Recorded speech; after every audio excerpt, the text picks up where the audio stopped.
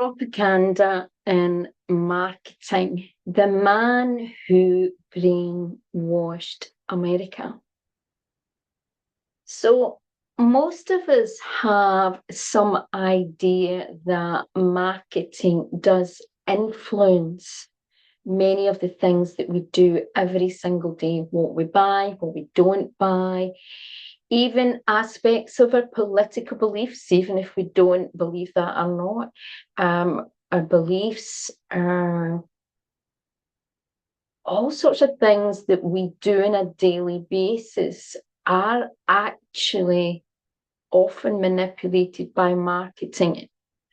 And the more I go through this video, which is, it's not a long video, I'm going to try and make it as short as possible, but still give you some depth. I'm going to explain why, where some aspects of marketing that has been used for, well, it's been used for 50, 60 years anyway, and it's evolved in many ways, but why some of this marketing is so embedded in a lot of marketing campaigns, also actually embedded in certain types of affiliate marketing that can make us feel uncomfortable, certain types of even coaching marketing that many of us maybe go, oh, that feels quite invasive.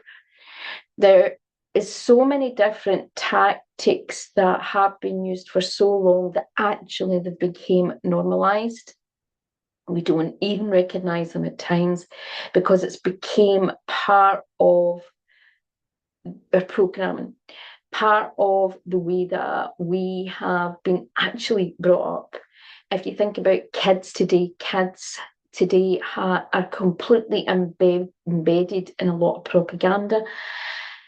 Some kids that you're coming in, which I believe are coming in deliberately with certain gifts so that they are not conditioned by the program, that they can see through the programming.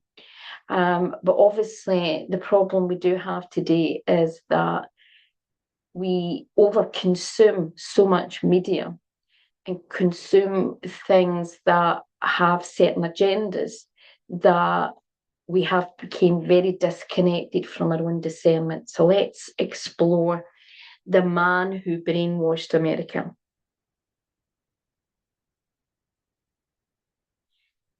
Now, in this video, I'm going to be talking about Edward Bernays, and excuse me if I'm not pronouncing his name correctly.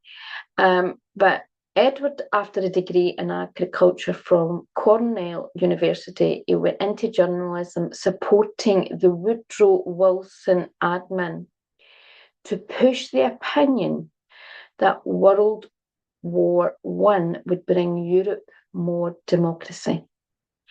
He recognised after the war that you could control and regiment the masses according to our will without their knowing about it. So what was this all about?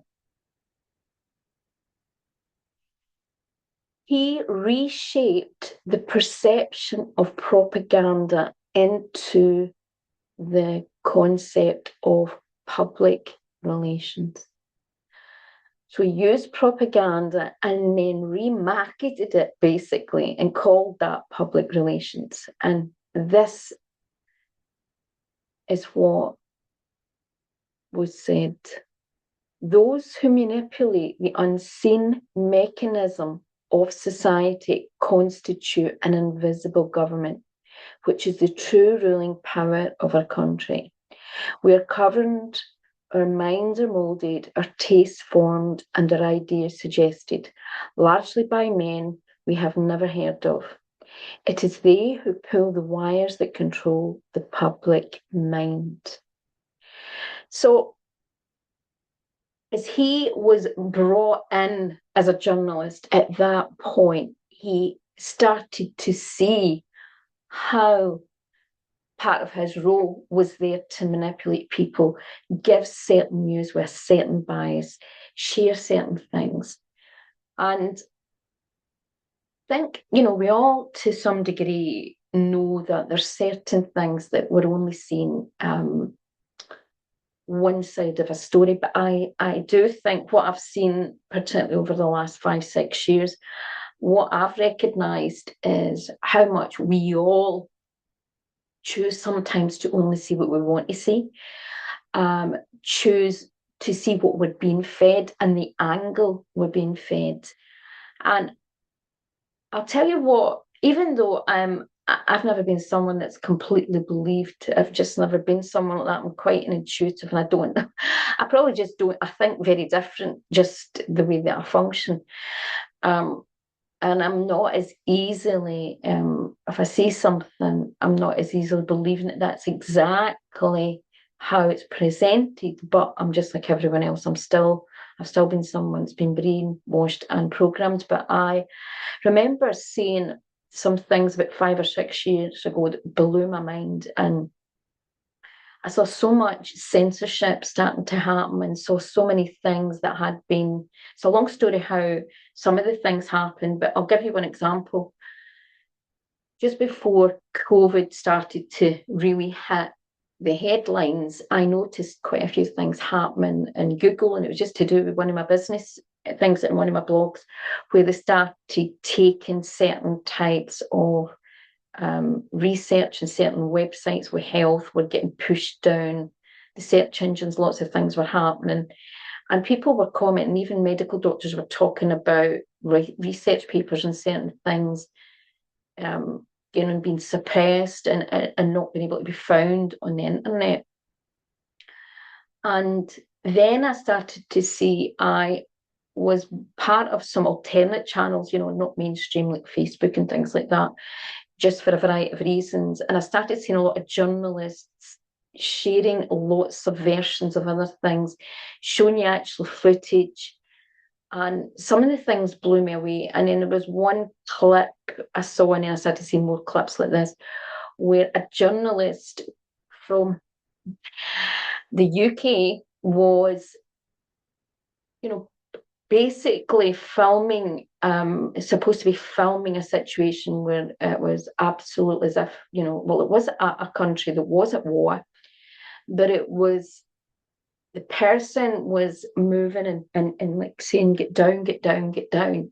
When actually, so what had happened, someone had been passing by when this journalist had been reading this out and doing what she was doing, right? And if you watched this person, you would think, okay, there was a bomb coming almost above her, the way that she was saying getting down, and she had a helmet and everything on. But what had actually happened when someone with a mobile phone was maybe quite a few foot way behind her and was actually filming the film crew and her. And what you saw in the actual bigger picture was shocking, because other people, while she was doing that, and she was doing this kind of thing, there was other people sitting in cafes.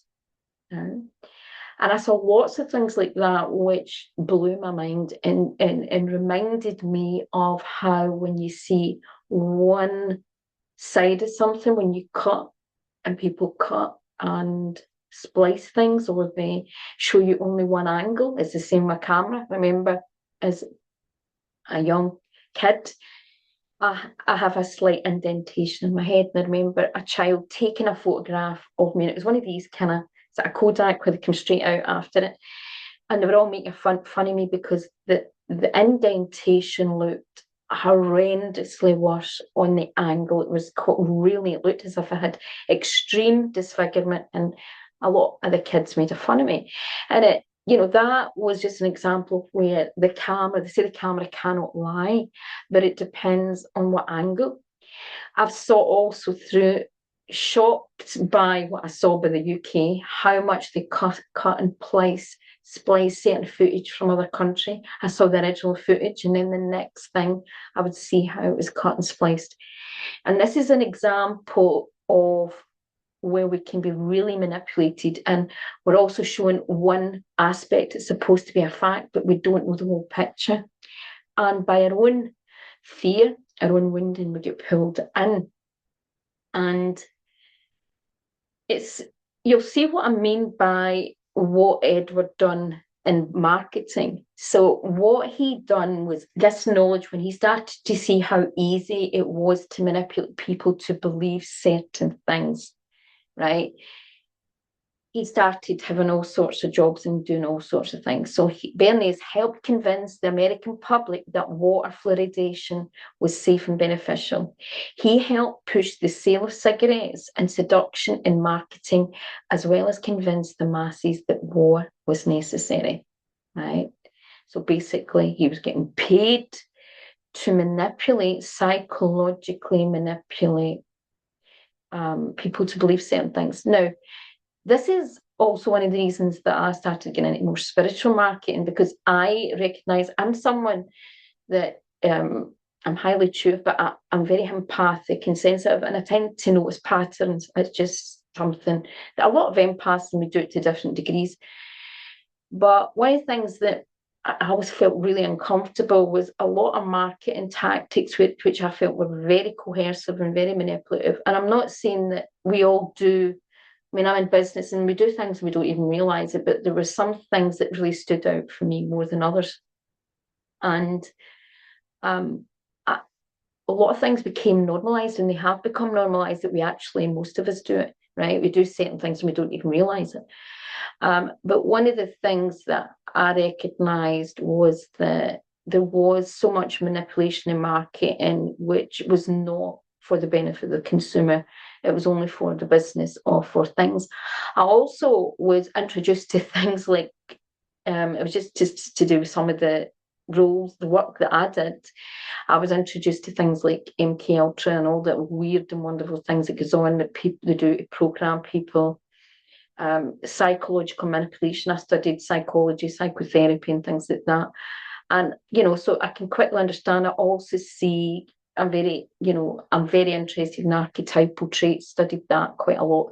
So I notice when people are in, denial, and where people have certain we all have shut off points, but where people have blocks and fear. Our triggers are one way for media to manipulate us, because if you know what buttons to push with people, whether that's an addiction, whether it's the rage, whether it's fear, their anxiety, they're not being enough, their weight, they're not feeling that they're beautiful enough, they're young enough, that is all a form of deep manipulation. Now, if you look at some of these adverts here, these are some of the best known campaigns that he has been used, that he did to involve. Now, if you think about it, how they convinced people that smoking was sexy. Yeah.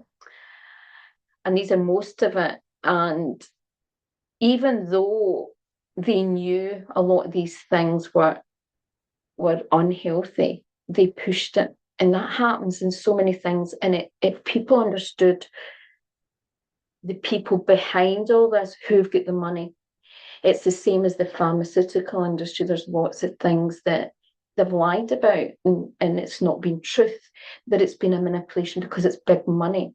If you even look at what happened when it used to be mostly natural medicine, and how the modern medical system came about. And even if you look at patents, and what happened was that they couldn't patent, for example, herbal stuff. You couldn't patent the extract of lavender oil, but many of the richest people in the world, or what we would call maybe the people that appear to be, and what I'm talking about is the two of them start with R now. So that's what I'm going to say is, I'm not going to say on this because this might get flagged up for lots of reasons if I say too many things, but certain people that are supposed to be, some of the well-off are own lots of in their families. So it's a family thing, They based a lot of things on recognizing that they couldn't, for example, make money out of something and maximize money out of something that was already natural. So what they done was they realized they could, if they took something manipulated and added something synthetic or changed the makeup, they could make it a patent. So lots of medicine were actually originally based on traditional medicine, but became manipulated and done, different things were done, and that then they could sell it as a product. And it's one of the reasons why, like, say, for example, in the NHS in the UK, if you get a supplement through the NHS, it's got all these other things in it, right? Because the product has to be patented. They can't give you pure natural stuff, which is insane.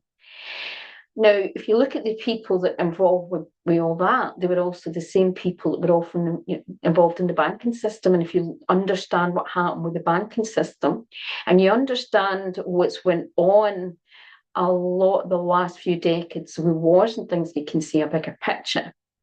Now, Edward Bernays was best known for campaigns including a 1929 effort to promote female smoking by branding a cigarette as feminist torches of freedom. Now, even if you look at feminism, right, now we as females may think that the feminist movement was a great movement, but there was also a lot of manipulation behind that. If you don't believe that there was other people who used certain things that happened in history or conspired with certain things to create certain tactics, well, you would be very naive.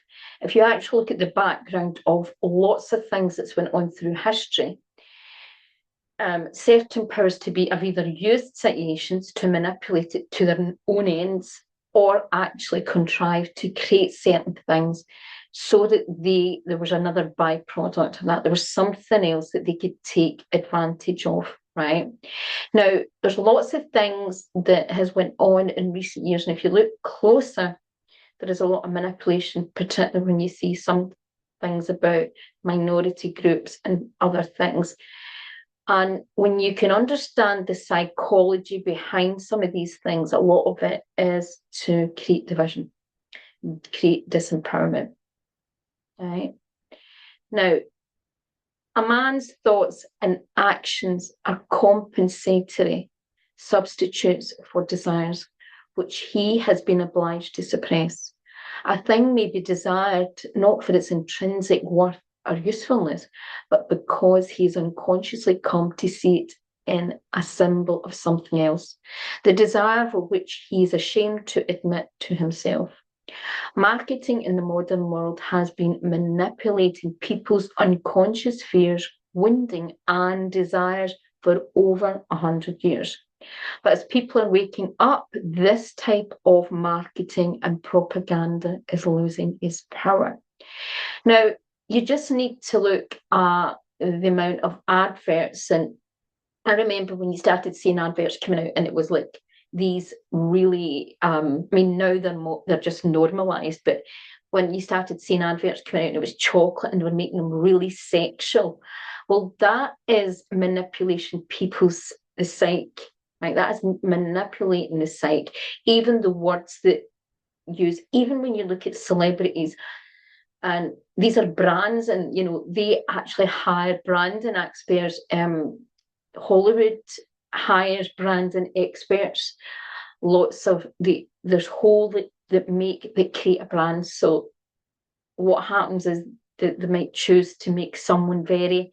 If you think about some of the kids and some of the people that they take through Disney, right, and they have to create a very wholesome, well, they used to, that's changed, and that's a whole other thing as well. But if you look at what they used to do with certain types of films and programs, right, they would take on people and because of the film or the series, if you think about, look at Neighbours in Australia and all sorts of things like that, if they were taking kids on, and actresses and whatever, there were certain key things they would do in the series to create a hype, and project that they were a certain type of person or whatever. In fact, I'll tell you a story. I stayed at one point when I was a student. I stayed. It was someone who was leasing out some of his rooms, I can't remember what you call that, in his house. It was an older man, and he was actually quite friendly with Jason Donovan's, I don't know if it was his parents or whatever. And he told me some unbelievable stories. What was unbelievable for me at the time, but now I understand. You can see the bigger picture of certain things, of what extent companies will go to create a brand when they've got someone representing the business or the film or whatever. But if you think about when the things, all the different things that are done to sell a car, to sell a designer dress, to all the billions that are put into political adverts and the words. And one of the things that I noticed through I'll say it in two parts, ho and then vid, right, was that I saw, as someone who recognised proper ads, who understands psychology, colour, what words do, what you can do to make people be more, these types of manipulation. I was shocked what I saw. I saw certain keywords, particularly with, I'm going to actually say these abbreviations backwards, and then you can, anyone who doesn't know what these are, you can look them up. But let's put Forum Economic World, right? Take that back the way, right? You look up that, and if you see all the countries that belong to that and the exact words that they used at certain things, and they pushed a certain slogan, and it's a slogan that they're trying to move towards a certain agenda, and it's a something 30 agenda, right? And that's an example of complete manipulation. So one of the things that we've got to remember is that, if you're getting into more authentic marketing, if you're getting into more spiritual marketing, and you genuinely want to help people, there's a lot of marketing that's getting pushed, and other marketers think that they're doing okay, but what they're actually doing is pushing. And I mean, for me, it's all, it's stripping back as well. And one of the things that the reason why I get into archetypal marketing has been used for manipulation as well. That they use the different, try and imply something is going to make them feel a hero or feel sexy, like the lover archetype. But when you use archetypal marketing in an aligned way, and you can actually, for example, when I'm working with clients, and even though it's not, like, the marketing aspect is not something I do much of now, I just do bits of it. One of the things that I notice is everyone has a unique, we all know everyone's got a unique essence and unique gifts, but how it comes through, that energy, the fragments, I can often sense things about people's energy. And, sometimes I can sense, like, for example, the easiest way I can explain it is some people, some even females, have actually quite a strong masculine. They may have a bit of the hero, they may have a bit of the sage, they maybe have a bit of the hermit. There's little bits of energy, but there's also a lot of untapped potential I can often see, and they're not really owning aspects, so they're shutting things down. But one of the things I can often recognize when someone's trying to be something in their marketing because they feel that that's what they want, they're almost attracted to something, or they desire something because they don't recognize their own gifts. So what they're trying to do is, for example, I get a lot of people who want to be more the innocent archetype, and they're not really the innocent archetype, but they are drawn to something about that, and they want to be that, so that's what they're aiming for. And that's not a bad thing that we have certain elements, but what they sometimes often see is they're actually not honouring their own gifts. So in authentic marketing, it's about helping people explore their own gifts and really own what they're great at and what they naturally exude. When we start getting into projecting what we want to be in the future, what we think we want to be, you're projecting often often to maybe something to someone that you're not actually. So, that can be a wee bit. And it's, there's a fine tuning, and we're not just one aspect, there's lots of different things. But I think the key here is always remembering that, if the more conscious, people that tend to be more conscious and awake tend to see through a lot of these things. But we do also sometimes get slipped up, and also we are easily it's always important to remember that everyone is more easily manipulated, more easily seduced or triggered by their own wounding, their own beliefs and their own conditioning, their own past history, and also their own desires. We all have different types of desires and what we like, and what, for example, some people are naturally creative or naturally like aesthetics, and they feel safe and relaxed and they love looking at beautiful things. Some people that does not interest them at all. So we're all unique. So we'll all have certain things that are more easily pushed. When we can understand that, when we can start to see marketing, media, governments and things and you can understand if you just need to look at headlines and papers and how much they're designed to create to make you believe a certain thing before you even read the paper. You just need to look at titles, and half the time they're not really, or what's been said is not exactly. But people are lazy today. That's the reality. I see this in so many levels.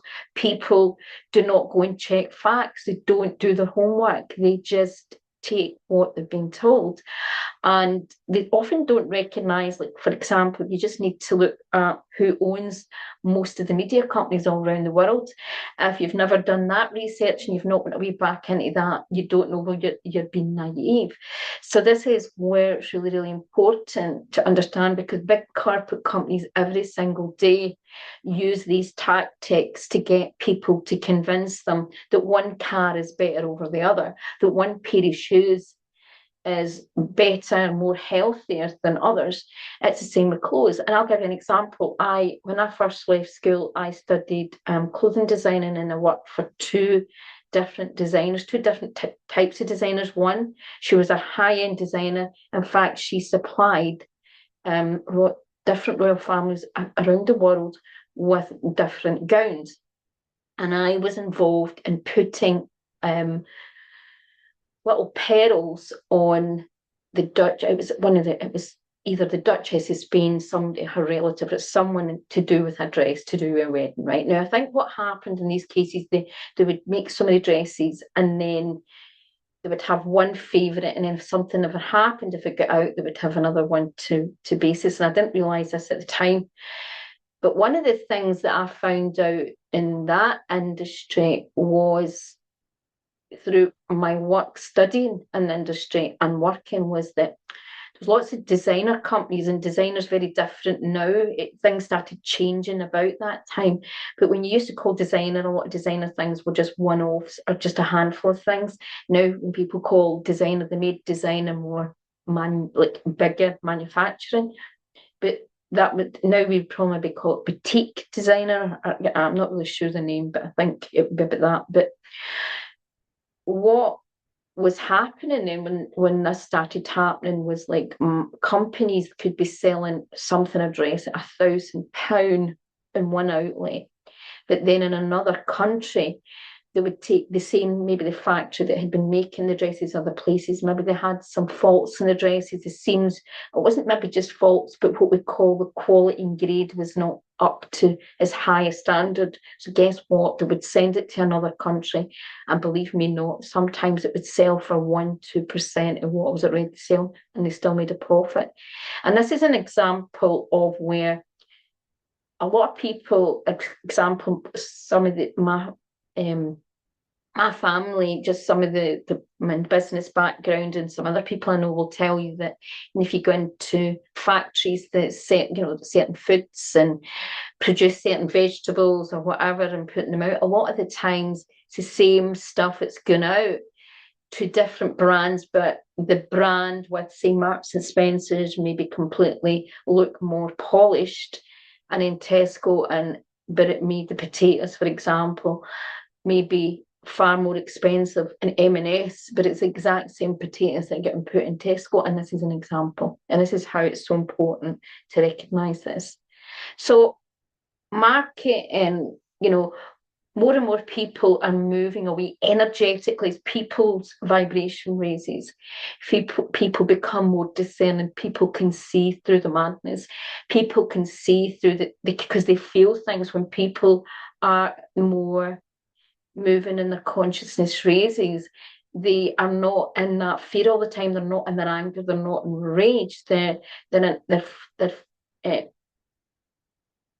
frequency is at a level that they're more in their intuition, their inner guidance, and they're less pulled into the drama, less pulled into programming. And that's why more and more people are looking for more authentic ways to market. So make sure you check out other videos about more spiritual marketing approaches, and I hope you've enjoyed this video. Bye.